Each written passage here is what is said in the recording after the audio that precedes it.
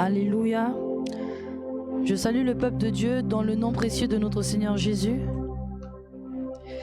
Et je rends gloire et je rends grâce au Seigneur. Aujourd'hui, il nous accorde encore une opportunité merveilleuse de pouvoir être ensemble pour pouvoir partager sa sainte et belle parole. Cette parole si merveilleuse, cette parole authentique, véridique, cette parole dont nous avons tellement besoin à cette heure. Et encore une fois, c'est une démonstration, c'est une preuve de son amour. De l'amour que le Seigneur a pour nous. Le Seigneur nous aime. Le Seigneur nous aime tellement, peuple de Dieu, que c'en est bouleversant. Moi, je suis bouleversée. Quand je vois que par moments, je suis encore en train de désobéir, je me dis, mais comment je peux désobéir quand je sais que Dieu m'aime? Comment je peux être encore trouvée dans la désobéissance? Je devrais obéir plus, je devrais me sanctifier plus, je devrais faire plus. J'essaie de placer la barre haut, toujours plus haut pour le Seigneur. Et il faut que cette barre soit haute dans tous les domaines, dans tout, dans le quotidien, avec les enfants, dans le couple, dans le service, auprès des brebis, au travail. Moi, je veux placer toujours la barre, toujours plus haut pour le Seigneur. Je veux toujours garder le standard et je veux aller toujours en haut. C'est pas une question d'ambition. Et ça ne doit pas l'être. C'est une question de démonstration d'amour, tout simplement. La semaine dernière, nous avons parlé de l'amour.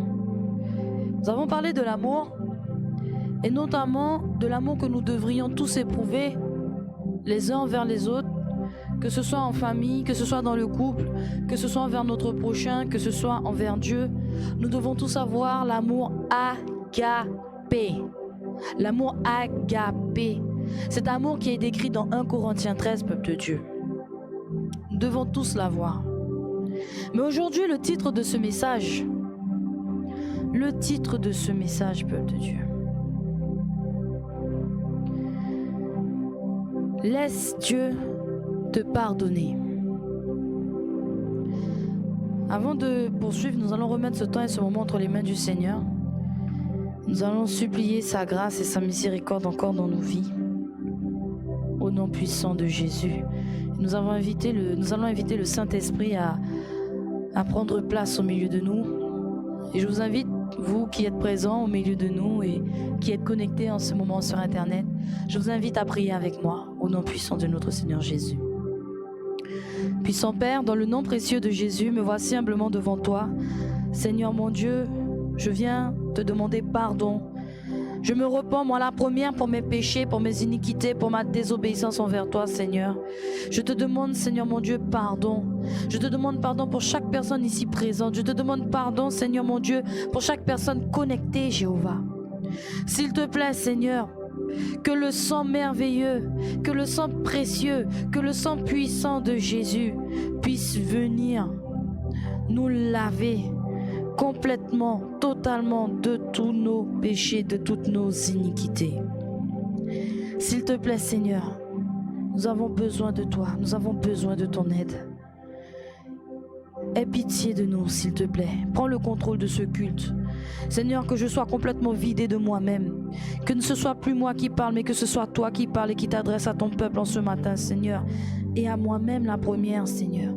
Je suis là pour entendre tout ce que tu as à dire, Seigneur, et transmettre à ton peuple tes paroles. Saint-Esprit, pour cela, j'ai besoin de ton aide. Écrase-moi complètement, fais-moi disparaître totalement, afin que Dieu, l'Éternel des armées, puisse parler. Saint-Esprit, que tu puisses venir toucher nos cœurs, convaincre nos cœurs de péché, de justice et de jugement. Nous nous attendons tellement à toi, Seigneur. Que tu puisses bénir ta parole en ce matin et que ta parole puisse faire du bien à ton peuple. Au nom puissant de Jésus, nous te prions. Amen. Alléluia, peuple de Dieu. Nous bénissons le nom du Seigneur et nous rendons grâce à Dieu. Le péché détruit. Il détruit les vies, ta vie, ma vie, la vie des personnes dehors. Toute personne qui pêche est en train de détruire sa vie. Quand tu pêches, tu détruis ta vie et tu détruis également, tu es en train de détruire la vie de personnes autour de toi. Et le péché détruit également ta relation avec Dieu. Il détruit l'image que tu as de toi. Pour toi, tu es en échec, tu ne mérites pas de vivre. Et quand tu commences à voir les conséquences du péché dans ta vie, tu te dis dans ton cœur, mais je ne voyais pas ma vie comme ça. Je ne pensais pas que ça allait se passer comme ça. Je ne pensais pas qu'en allant commettre telle action, je ne pensais pas qu'en allant faire telle chose, que ma vie aurait été ce qu'elle est aujourd'hui. Faut savoir que quand tu pêches, tu t'éloignes du chemin que le Seigneur a tracé pour toi. Nous savons que malheureusement pour nous, le péché se transmet de génération en génération. Et lorsque nous naissons avec le péché. Mais nous n'avons pas encore commis de mauvaises actions quand nous sommes enfants, bébés, nourrissons. C'est en grandissant qu'on commence à commettre de mauvaises actions, qu'on commence à pécher. Mais sache que le Seigneur, avant que tu ne naisses, avait déjà tracé une voie pour toi. Et il t'avait déjà destiné à marcher sur cette voie. Et lorsque tu acceptes le Seigneur Jésus-Christ comme Seigneur et Sauveur et que tu fais alliance avec lui, tu es en train de marcher, tu es en train de rentrer sur cette voie qu'il a tracée pour toi. Et là, tu te retrouves en train de marcher. Tu marches sur le chemin droit que le Seigneur a tracé pour toi. Mais malheureusement, quand tu pêches, tu n'es plus sur ce chemin-là. Tu es en train de partir sur le côté. Tu es en train de dériver.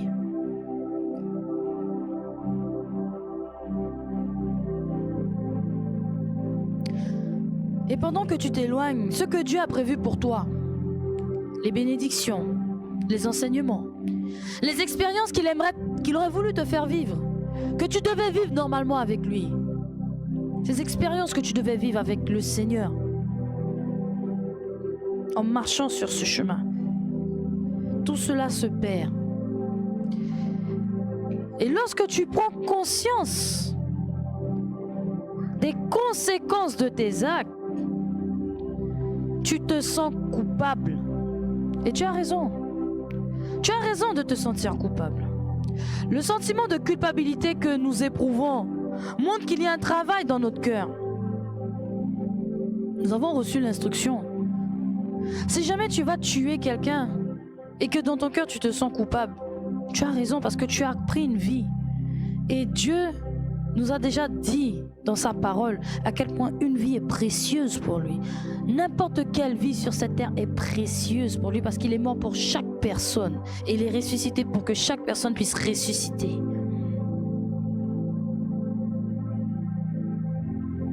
Il y a confrontation dans ton cœur entre tes mauvaises actions et la loi parfaite de Dieu. Et pourquoi je parle de la loi ? Parce qu'aujourd'hui on entend « Oui, mais nous ne sommes plus sous la loi, nous sommes sous la grâce. » Dieu fait grâce, la loi condamne. Mais quand le Seigneur Jésus est venu sur terre, il a dit qu'il n'est pas venu pour abolir la loi. Il n'est pas venu la raturer, la déchirer et la jeter à la poubelle, non.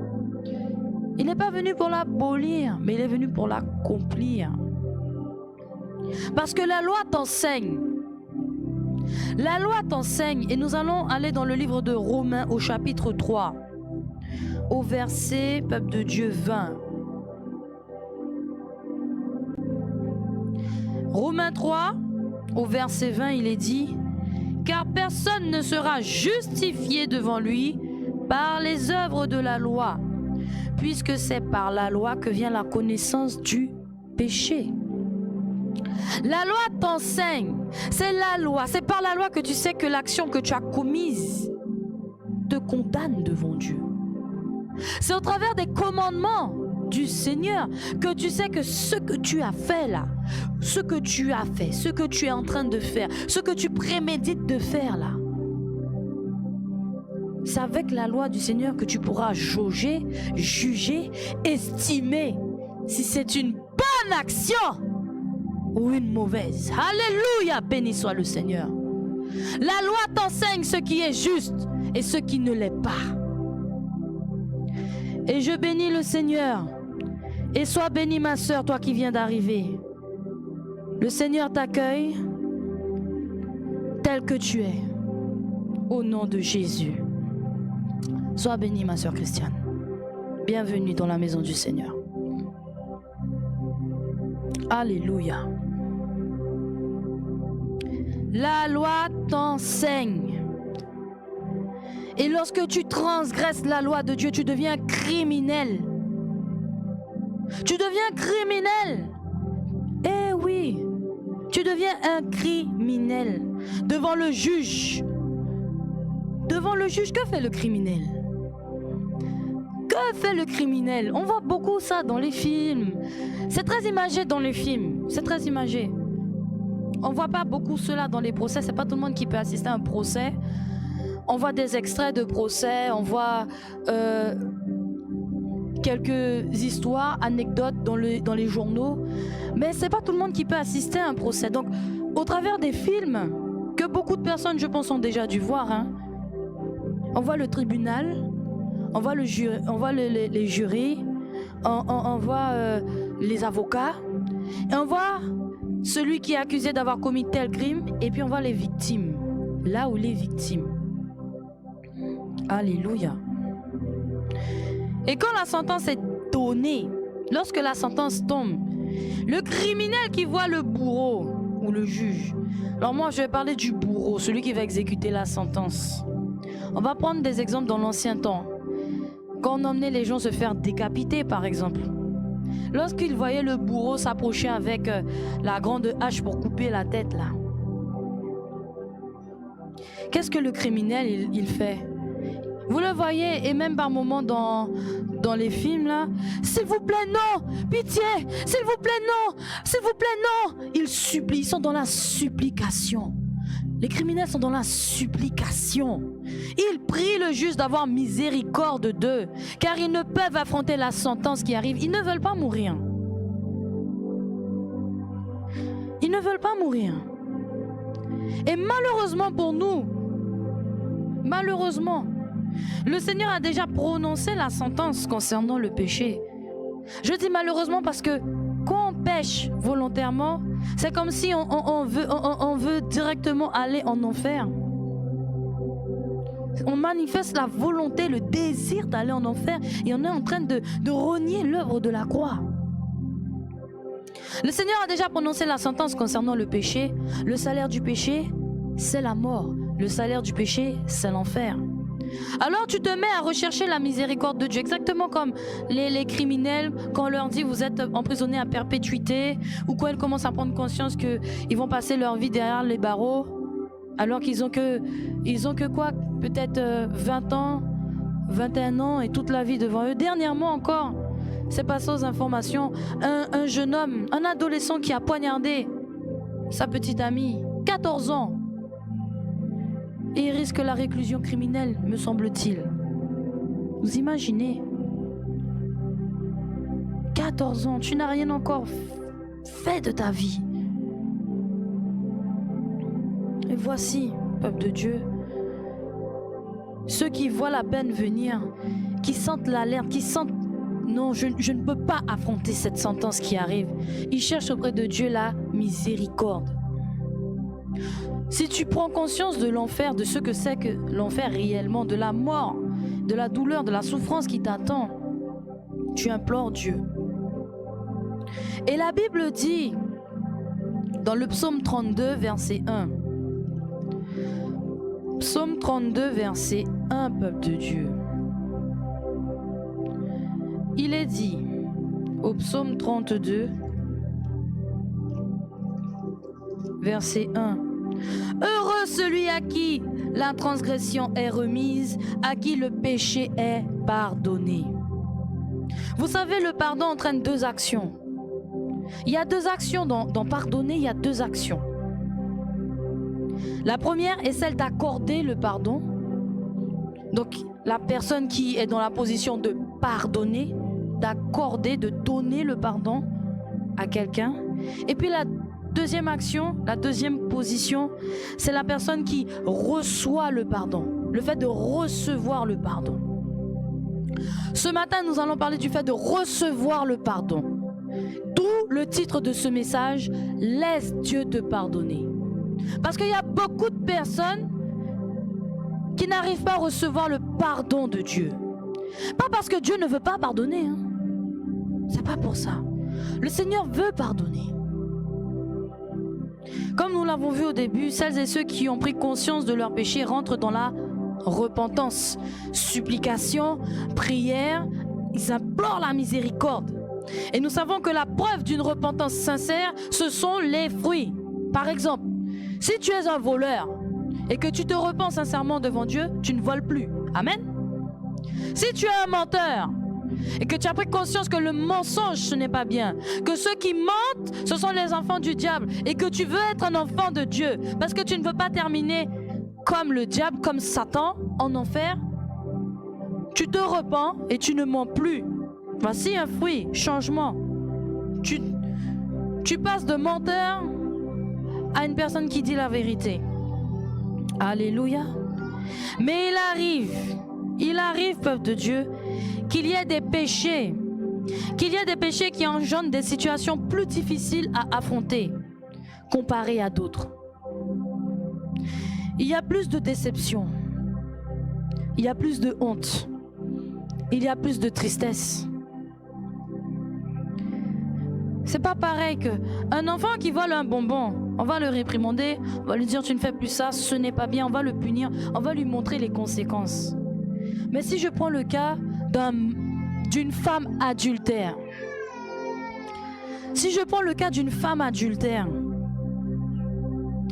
la trahison faite à son époux, la trahison faite à sa famille, la trahison faite à Dieu, c'est pas la même situation que l'enfant qui a volé un bonbon. C'est pas le même degré, le même niveau de honte, le même niveau de tristesse, le même niveau de destruction, le même niveau de conséquences. Les conséquences sont beaucoup plus lourdes, importantes, selon les péchés que tu fais. Mais je vais te dire une chose, et je vais dire une chose au peuple de Dieu, que tout soit clair, peu importe le péché que tu feras, le salaire du péché, c'est la mort.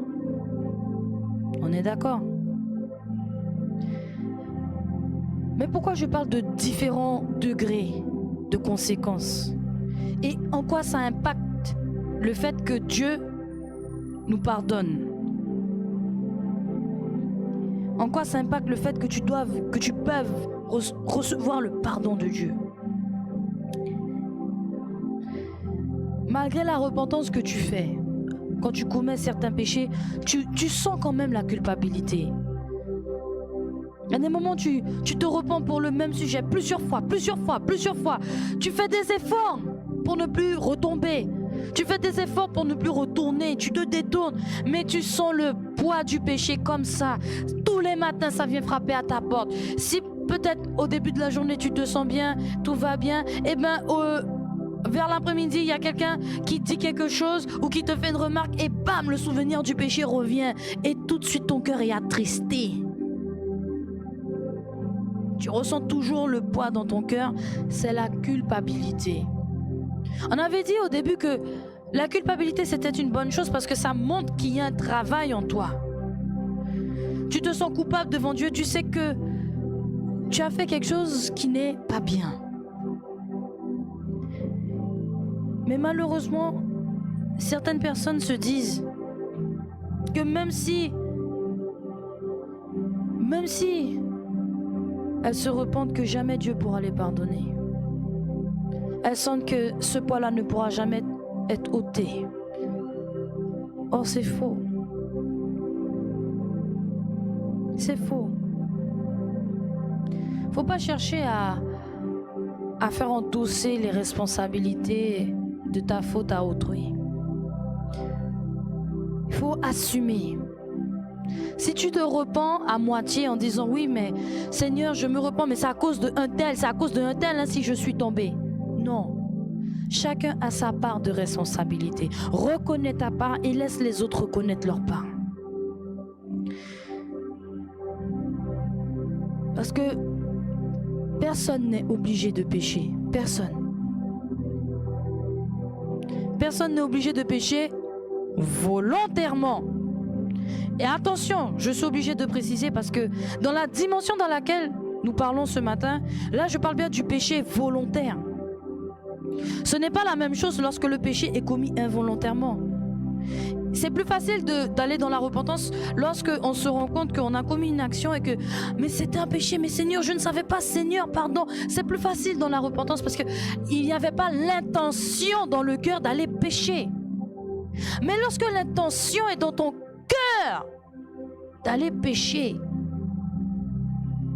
alors que tu as été instruit sur le fait que telle chose c'est mal, que telle chose c'est péché. C'est péché selon la loi parfaite de Dieu, selon les commandements de Dieu. Là, on parle bien de transgression de la loi. Tu transgresses les règles quand tu pèches volontairement. Tu transgresses la loi. Tu te places au-dessus de la loi. Tu la piétines, tu la méprises. Puisque tu fais ce qui est interdit. Il y a une expression où la loi est personnifiée. On dit tu violes la loi. Violer la loi. Et un viol, c'est un crime odieux. Un viol, c'est un crime barbare.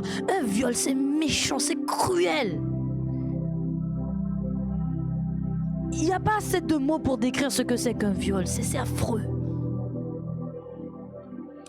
Alors lorsque tu te mets justement à violer l'alliance, et le Seigneur emploie par moments ces termes forts pour choquer et interpeller, quand tu transgresses, quand tu violes la loi du Seigneur, cette loi que le Seigneur donne pour enseigner, cette loi que le Seigneur te donne pour que tu puisses avoir dans ta vie son secours, son aide, son appui et sortir victorieux dans toutes les épreuves qui t'arrivent.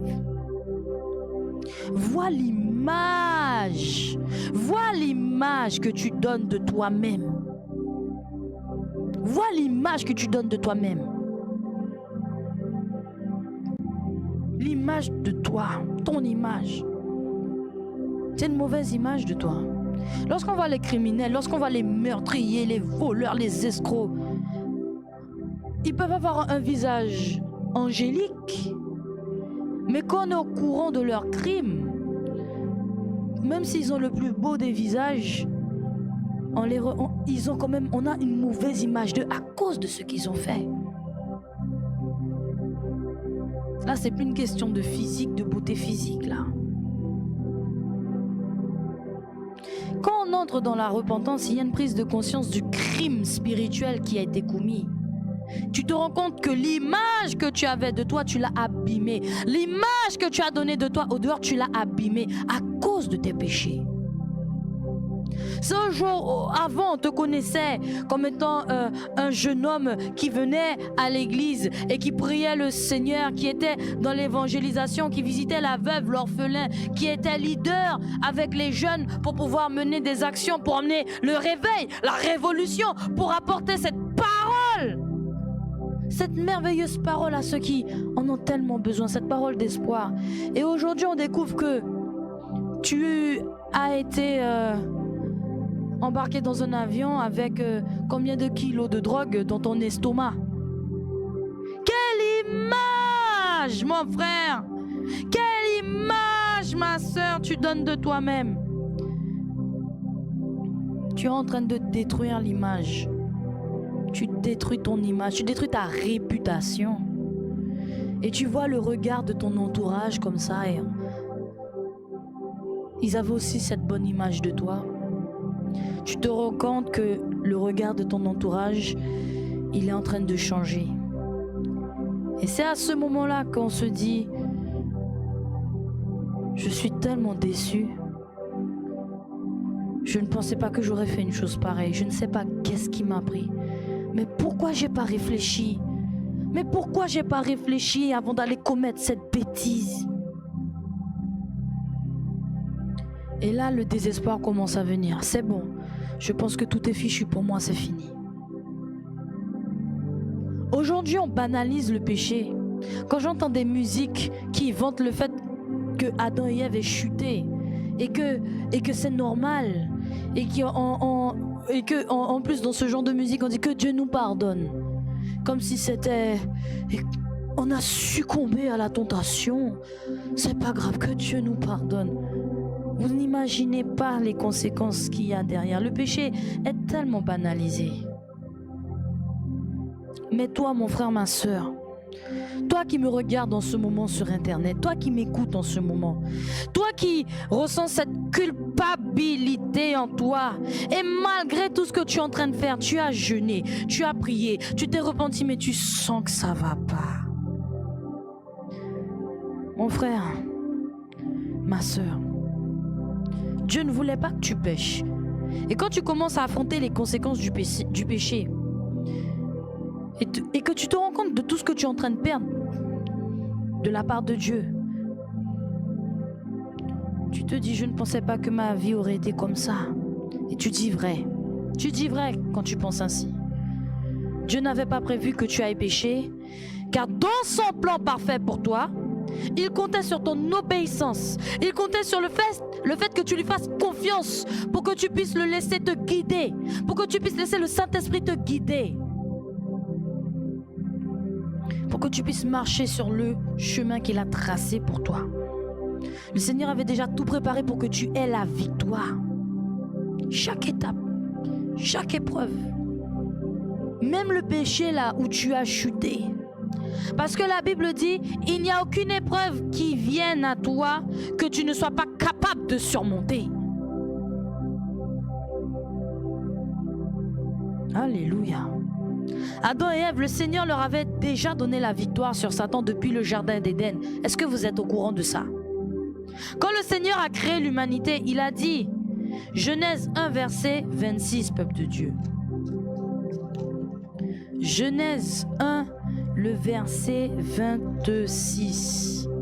Puis Dieu dit, faisons l'homme à notre image, selon notre ressemblance, et qu'il domine sur les poissons de la mer, sur les oiseaux du ciel, sur le bétail, sur toute la terre et sur tous les reptiles qui rampent sur la terre. Et maintenant allons dans Genèse 3 verset 1. Le serpent était le plus rusé de tous les animaux des champs que l'Éternel Dieu avait fait. Le serpent, c'est un reptile. Le serpent, c'est un animal. Et même si Satan est rentré dans le serpent, le Seigneur avait déjà prévu ces choses. Il avait déjà vu ces choses. C'est pour ça qu'il a donné l'autorité, la domination, la puissance à Adam et Ève pour dominer, pour écraser le diable et le vaincre. Et voici le piège dans lequel beaucoup tombent. Malgré toute la ruse, le Seigneur avait donné la domination à l'homme, la puissance, le pouvoir, mais Adam et Ève ont préféré écouter les mensonges du diable et ont laissé leur cœur s'égarer dans la convoitise et dans le péché. La séduction, la tentation, tout ce qui rend le péché désirable, attrayant. C'est comme... Je vais reprendre encore cet exemple. Désolé mes sœurs. Si tu as des boutons sur ton visage, mais que tu veux être désirable aux yeux des autres, tu vas aller mettre une crème, un fond de teint, tu vas masquer, tu vas poudrer, tu vas... Ou si tu n'as pas de cheveux, tu as une calvitie, tu vas aller mettre une perruque et tu vas te présenter comme ça. Mais dans la réalité, quand on passe de l'eau là sur la figure ou quand un vent souffle, on voit qui tu es réellement.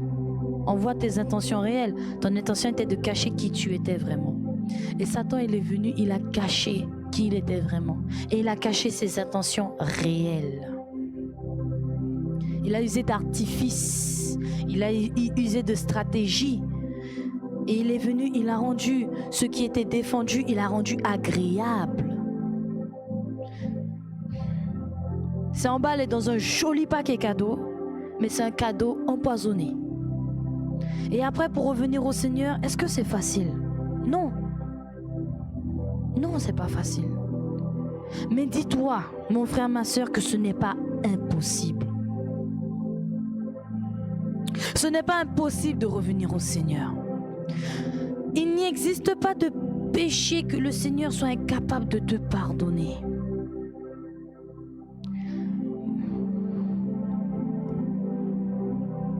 Le Seigneur est capable de te pardonner le péché sexuel que tu es en train de commettre là. Par contre, il a dit ceux qui blasphèment le Saint-Esprit.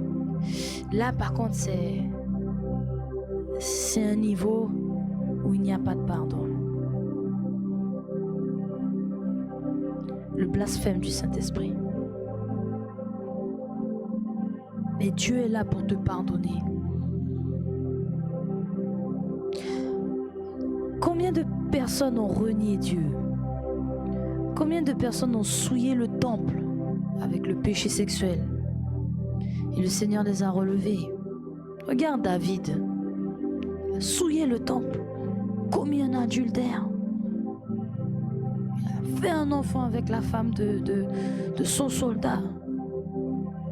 C'est terrible. Le Seigneur lui a pardonné, mais après, une lutte dans la repentance. Une lutte. Parce que lorsque tu pèches, je t'ai dit au début, tu blesses ton entourage. Tu détruis la vie de ton entourage. Parce qu'ils sont en train de souffrir des conséquences de tes actes. Mais il y a une autre personne qui souffre aussi. Dieu. Dieu souffre quand tu pèches. Et ne pense pas une seule seconde que parce qu'il est Dieu qu'il ne ressent pas la douleur. Il a mal. À chaque fois que tu t'enfermes dans ta chambre en train de te masturber, ça lui fait mal. À chaque fois que tu vas dans la rue pour pouvoir prendre ta drogue, ça lui fait mal. À chaque fois qu'il te voit mentir, il se dit mais pourtant, je lui ai dit qu'il soit mon enfant. Je veux qu'il soit mon enfant. Il est en train de mentir, choisissant comme père le diable. Ça lui fait mal. Parce que le Seigneur nous aime. Jean 3,16, Dieu a tant aimé le monde qu'il n'a pas hésité à donner son Fils unique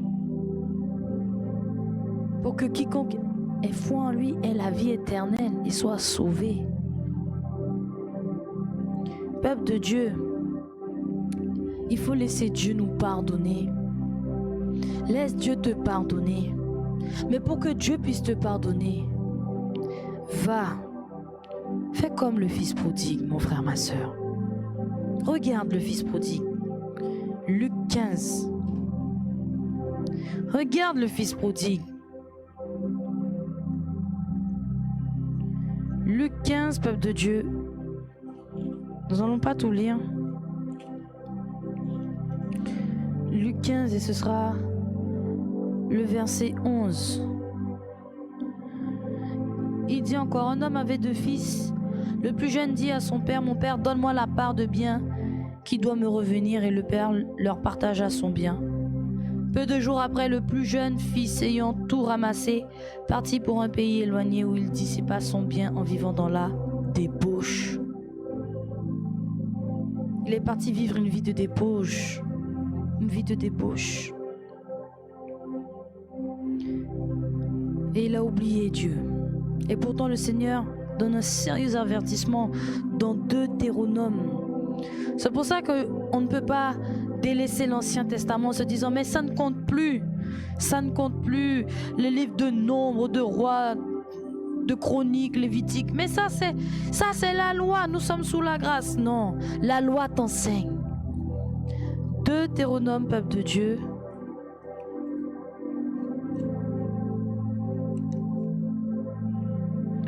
Deutéronome. Et ce sera le chapitre 8. Deutéronome chapitre 8, le verset 11.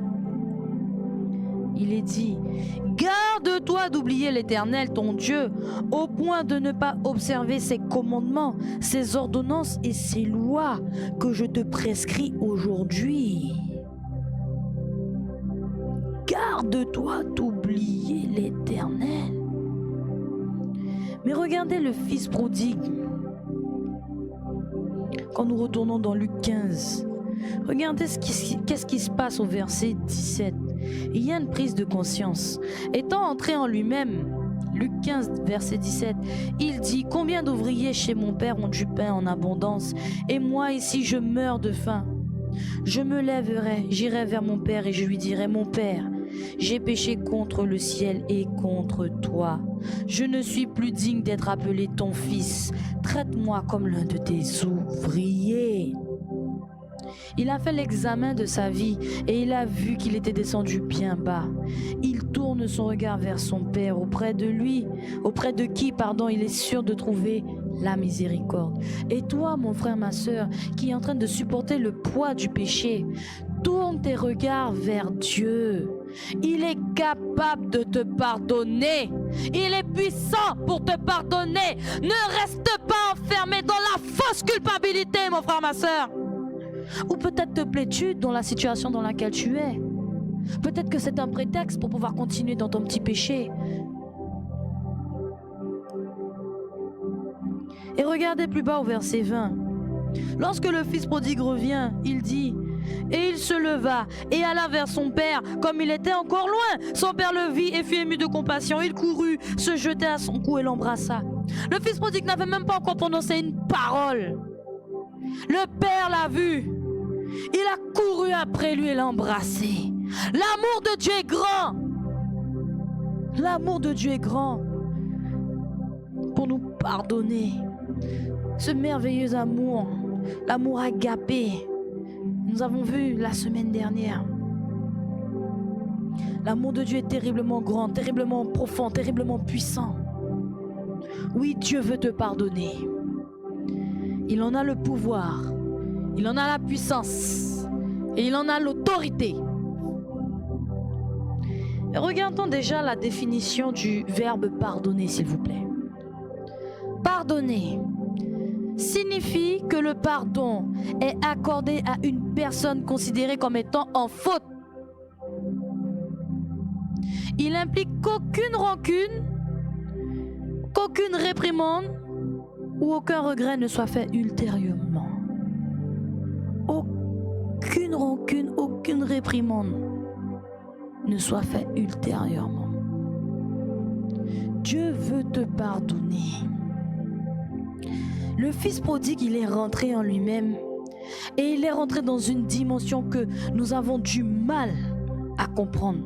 C'est pour cela que lorsque nous venons avec le sac de repentance, ça ne doit pas être systématique, parce que le sac de repentance, le fameux sac de toile, vous nous voyez le porter lorsque nous nous repentons et nous crions à Dieu.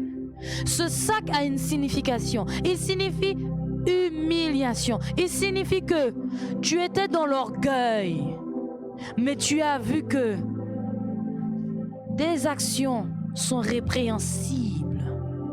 Et donc, tu descends de ton piédestal. Tu descends de tes grands chevaux.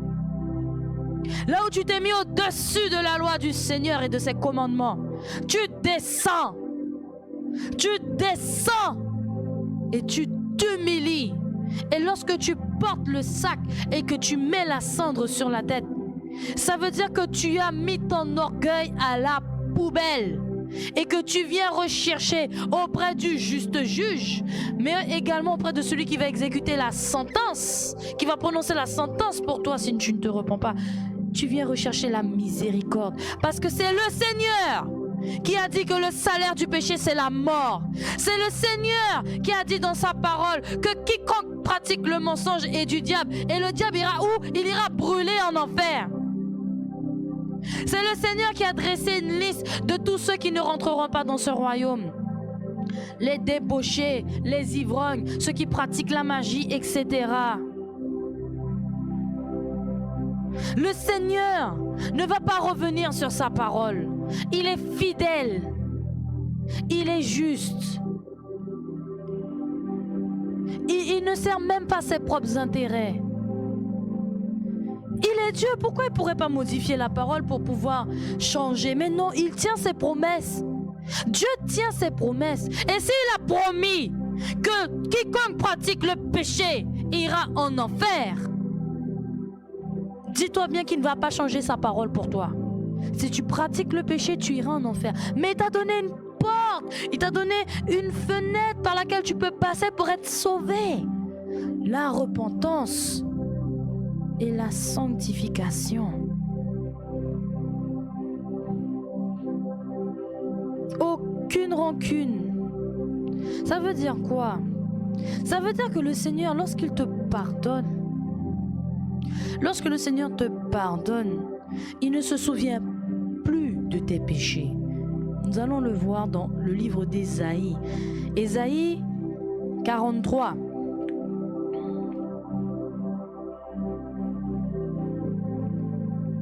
Ésaïe 43, peuple de Dieu, au verset 25. C'est moi qui efface tes transgressions pour l'amour de moi, et je ne me souviendrai plus de tes péchés. Au chapitre 44, juste à côté, peuple de Dieu, au verset 22. J'efface tes transgressions comme un nuage et tes péchés comme une nuée. Reviens à moi car je t'ai racheté. Alléluia. Il ne se souviendra plus, la Bible dit. Et nous pouvons, il y a tellement de passages qui disent que si tu te repens, le Seigneur, il va effacer, il va pardonner. Michée chapitre 7 verset 18. Quel Dieu est semblable à toi, qui pardonne l'iniquité, qui oublie les péchés du reste de ton héritage. Il ne garde pas sa colère à toujours, car il prend plaisir à la miséricorde. Il aura encore compassion de nous, il mettra sous ses pieds nos iniquités. Laisse Dieu te pardonner. Laisse Dieu te pardonner. Ne t'imagine pas, mon frère, ma soeur, que c'est toi qui vas jauger et estimer que tu es pardonné. C'est bien Dieu qui va venir peser ta conscience et peser ton cœur dans sa balance pour savoir si effectivement c'est un cœur repentant, c'est un cœur qui recherche vraiment le pardon du Seigneur. Une fois qu'il aura pesé ton cœur,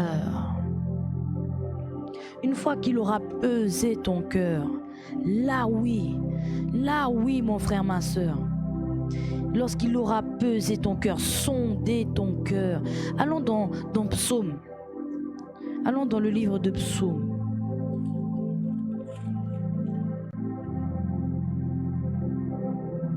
Et retournons dans le Psaume 32. Verset 2 du Psaume 32.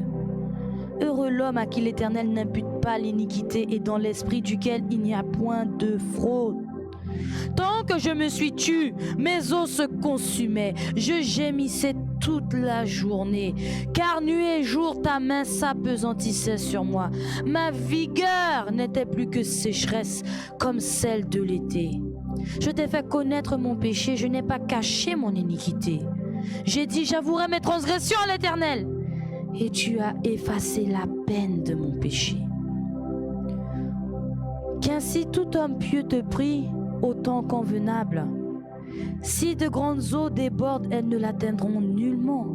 Tu es un asile pour moi. Tu me garantis de la détresse. Tu m'entoures de chants de délivrance.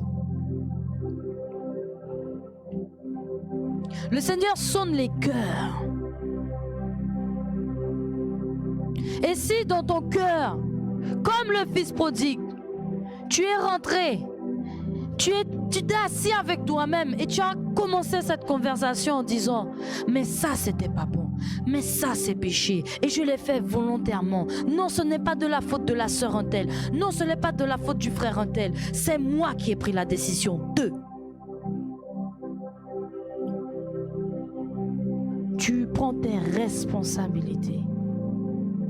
Et quand tu prends tes responsabilités devant Dieu, tu penses que le Seigneur va être insensible? Et quand tu viens humblement implorer sa miséricorde, tu penses que le Seigneur va être insensible? Pas du tout.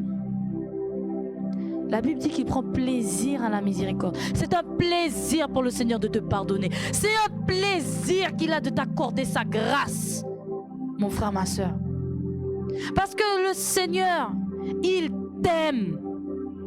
Il n'a pas prévu que tu ailles en enfer. Il veut vivre l'éternité avec toi. Le Seigneur t'aime, mon frère, ma soeur. Le Seigneur t'aime. Il veut te pardonner. Il peut te pardonner. Alors laisse-le te pardonner. Va dans la repentance. Rentre dans le processus de la repentance, mon frère, ma soeur. Et attention à la culpabilité mal placée. Parce que beaucoup de personnes ne peuvent pas recevoir le pardon de Dieu. Ce n'est pas parce que le Seigneur refuse, mais c'est parce que ces personnes sont prisonnières. Elles se laissent emprisonner par la culpabilité mal placée. Alors quand je dis elle est mal placée, pourquoi? C'est parce que ces personnes, elles voient que leurs rêves sont brisés à cause du péché. Tu as été vendre de la drogue et aujourd'hui tu te retrouves en prison pour 20 ans. Ta vie, c'est pas ce que tu imaginais. Tu avais tellement de choses à vivre, tu voulais peut-être te marier, tu recherchais peut-être une situation meilleure, tu n'avais pas les moyens.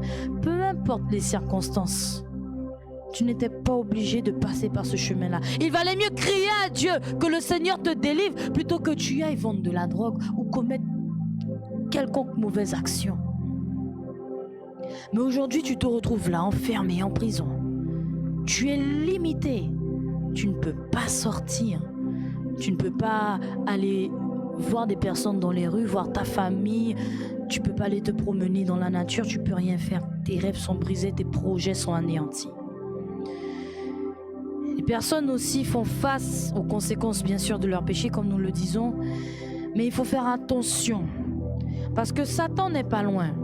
Lorsque tu tombes, dis-toi que Satan, il n'est pas loin. C'est pas toute épreuve qui vient de Dieu. Il y a aussi des pièges de Satan. Il y a des pièges du diable. Mais tu as l'autorité, mon frère, ma soeur, pour pouvoir résister, pour pouvoir combattre. Tu as le choix. Et si tu as fait le mauvais choix, Satan va passer à une autre étape pour t'empêcher d'aller dans la repentance et pour t'empêcher de recevoir le pardon de Dieu. Il va commencer à t'isoler. Il va t'isoler. C'est comme la traque. Vous voyez dans les meutes de loups, lorsqu'elles traquent un gibier, les meutes de loups ou les meutes de lycaons ou les lions, ils surveillent le plus faible, ils l'isolent et puis ils l'attrapent pour le dévorer. Ils cherchent toujours à séparer un du troupeau pour pouvoir l'isoler et le dévorer. Et Satan, c'est ce qu'il essaie de faire, mon frère, ma soeur. Quand tu es tombé et que tu n'es pas rentré tout de suite dans la repentance, que tu n'as pas pris cette... Tu dois te relever. Quand tu tombes, tu ne dois pas rester là. Tu dois te relever, mon frère, ma soeur. David, lorsqu'il a pris conscience du péché qu'il a commis, tout de suite, il a fait en sorte de se relever. Tu dois te relever toi aussi. Mais regarde, Satan, il n'est pas loin. Il va t'empêcher. C'est pour ça que c'est pas facile de revenir. Il va te mettre des embûches. Il va mettre des personnes mauvaises pour pouvoir t'influencer, pour pouvoir te rappeler constamment. Mais ce que tu as fait, c'est mauvais, c'est mal. Tu vas avoir toutes sortes de choses dans tes pensées. Il va essayer de t'isoler. Et quand il t'isole, il va commencer à remplir ta tête, comme ça, pour que tu puisses encore plus ressentir le poids de la culpabilité. Et ta culpabilité qui était là pour travailler dans ton cœur, pour que tu ailles dans la repentance, elle est en train de se déplacer et d'aller dans un autre sens. Et ce sens, c'est pour te maintenir enfoncé dans le péché. Et c'est pour ça qu'aujourd'hui, il y a des personnes qui se permettent de dire « Bon, mais si Dieu ne me pardonne pas, je m'en fiche. Je m'en moque. De toutes les façons, voilà, je m'en moque. Si Dieu ne me pardonne pas, je m'en moque, c'est pas grave. » Comment ça, c'est pas grave? Et l'enfer alors? Et la douleur, et la souffrance, et la croix, et le sang de Jésus qui a coulé. Mais le diable travaille les pensées rendant l'enfer comme étant quelque chose d'anodin, de simple. Un feu doux, tu mets une casserole et puis c'est l'eau, elle frémit. Donc tu vas avoir un petit frémissement en enfer. Non, tu vas brûler, tu vas souffrir. Tu vas crier, tu vas te lamenter. Là, tu pourras pas dire je m'en fiche. Satan essaye d'isoler les personnes en leur faisant croire que Dieu va pas pardonner. Ils ramènent constamment leurs fautes devant eux à chaque fois. À chaque fois que ces personnes font un pas vers Dieu, Satan envoie quelqu'un pour rappeler, pour décourager. Ces personnes-là, après ça, se sentent découragées.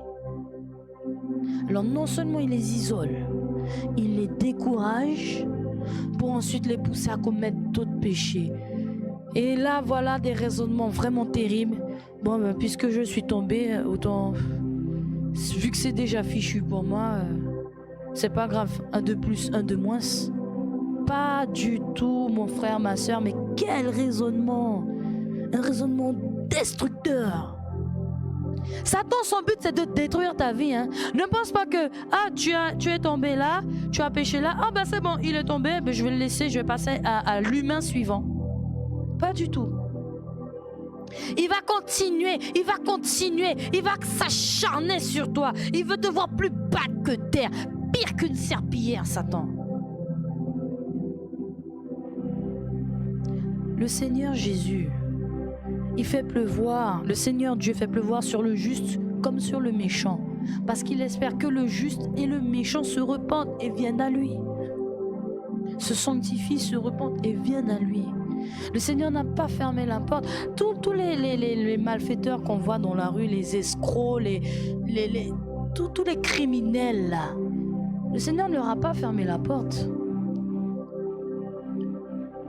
C'est à eux de se battre pour aller.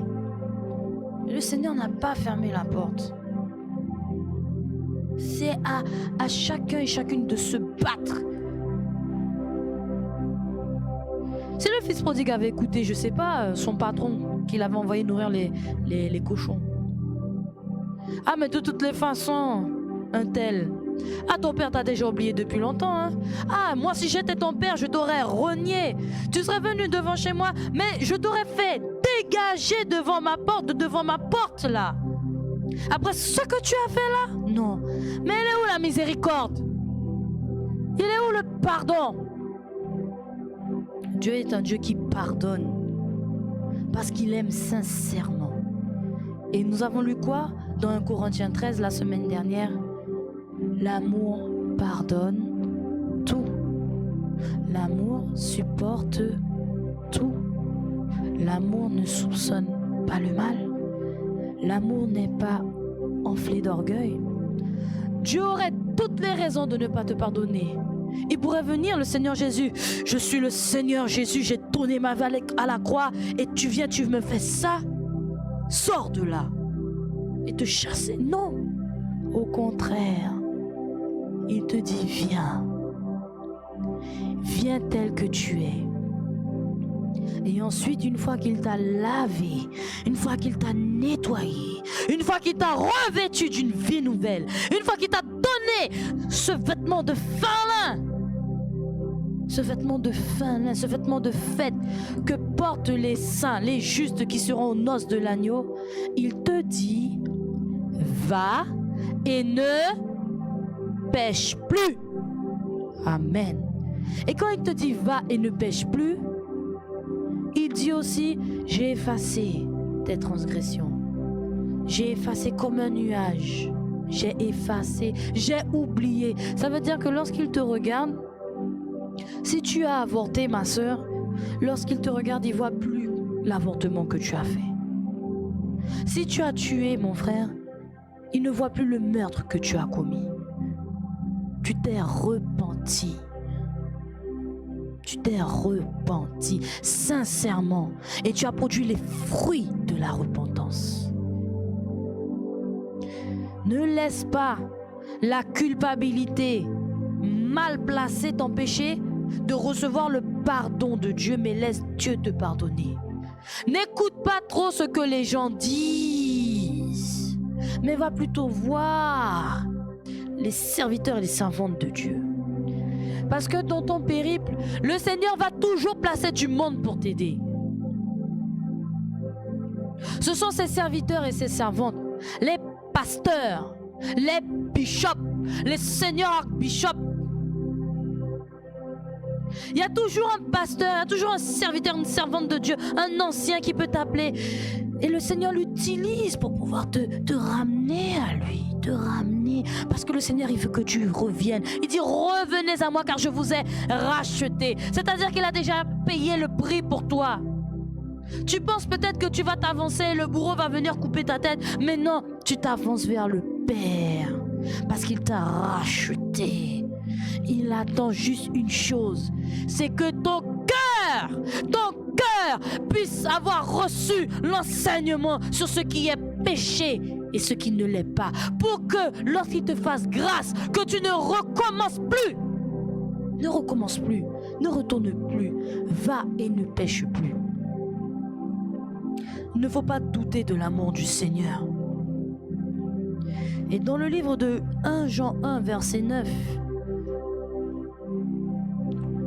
1 Jean 1 au verset 9, peuple de Dieu, et nous allons bientôt conclure. Il est dit,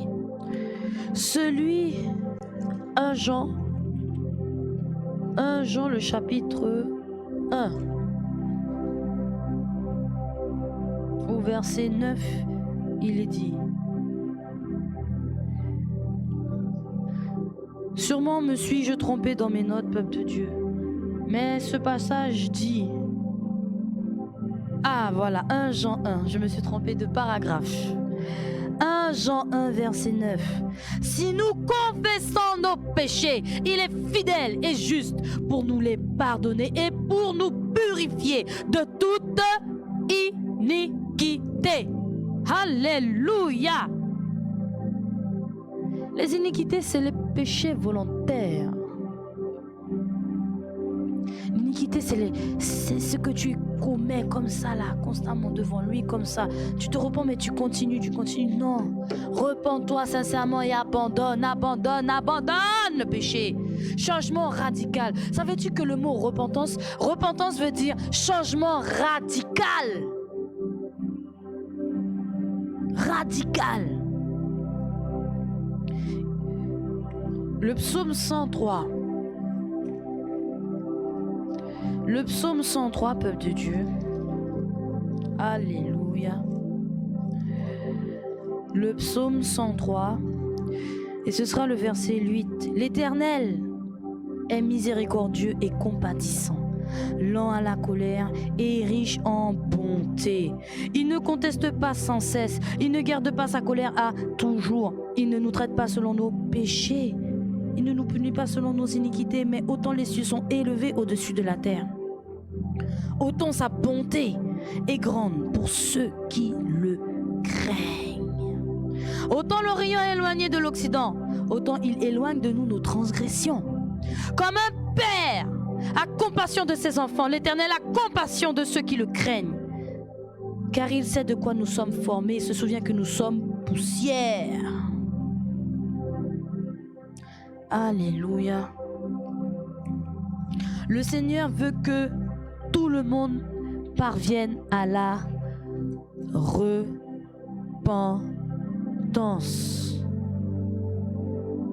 Alléluia. Le Seigneur attend de tout le monde la repentance. repentance. Le Seigneur nous aime et nous ne devons pas douter de son amour. Il nous aime d'un amour tellement grand, tellement puissant. Et pourtant, le diable essaye de te faire douter que Dieu t'aime pas. Il essaie de te faire culpabiliser en te disant, mais regarde-toi là avec le péché que tu as commis. Tu penses vraiment que Dieu va te pardonner? Mais si ta propre mère ne te pardonne pas, penses-tu que Dieu va te pardonner? Le diable joue beaucoup sur les sentiments. Le diable joue beaucoup sur les sentiments.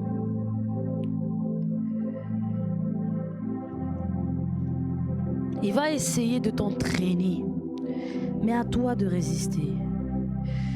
2 Pierre au chapitre 3, verset 9. Le Seigneur ne tarde pas dans l'accomplissement de la promesse, comme quelques-uns le croient, mais il use de patience envers vous, ne voulant pas qu'aucun périsse, mais voulant que tous arrivent à la repentance.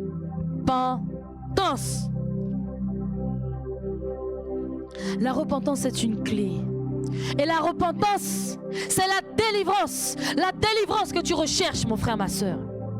Il y a beaucoup de personnes qui veulent être délivrées et ils vont voir les faux serviteurs, ils vont boire des potions, ils vont faire toutes sortes de prières, ils vont prendre des bains parce qu'ils recherchent la délivrance. Mais la repentance, c'est la délivrance. Si tu veux être délivré aujourd'hui, commence par entrer dans le processus de la repentance. Et quand le Seigneur fera miséricorde, parce qu'il prend plaisir à la miséricorde, lorsqu'il a devant lui des cœurs qui le craignent, des cœurs qui l'aiment. Craindre quelqu'un, ce n'est pas avoir peur. Craindre quelqu'un, ce n'est pas avoir peur. Le Seigneur ne veut pas que tu aies peur de lui, parce que si tu as peur de quelqu'un, tu n'as pas confiance. Or, le Seigneur veut que tu aies confiance en lui. La crainte, c'est le respect. C'est le respect que tu as envers quelqu'un que tu sais qui est droit, qui est juste et qui sera fidèle dans tout ce qu'il dira et dans tout ce qu'il fera. Et tu crains, tu respectes. Parce que tu sais que si jamais tu commets quelque chose qui n'est pas bon, cette personne va venir et va te juger. Elle va agir envers toi avec justice. Tu as ce respect, cette considération également. Parce que tu sais également que si tu as agi correctement, que tu seras justement récompensé.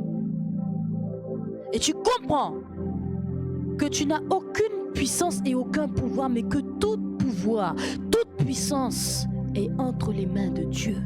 Alléluia. Gardons la foi en Dieu et en son amour et produisons les fruits de la repentance en changeant radicalement de vie et en démontrant que réellement les lois du Seigneur sont inscrites dans nos cœurs, sont gravées dans nos cœurs. À chaque fois que tu chutes et que le Seigneur te fait miséricorde. Et quand je dis à chaque fois que tu chutes, peuple de Dieu, je ne dis pas qu'il faut multiplier les chutes. Si tu pêches involontairement, c'est une chute. Si tu pêches volontairement, c'est une chute. Si sans t'en rendre compte, tu as commis une action qui n'est pas bonne, il faudra quand même payer les conséquences. Et si le Seigneur t'interpelle en te disant ça que tu as fait là, c'est pas bon, repens-toi et que tu vas dans la repentance. Amen. Si tu pêches volontairement et que le Seigneur te fait miséricorde, tu vas dans la repentance, le Seigneur te fait miséricorde. Amen.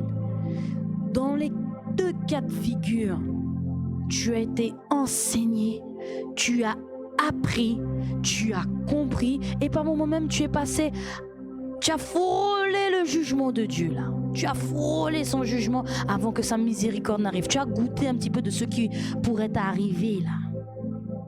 Si jamais tu ne te repentais pas. Alors tu as appris et tu as compris que si tu continuais, tu allais mourir.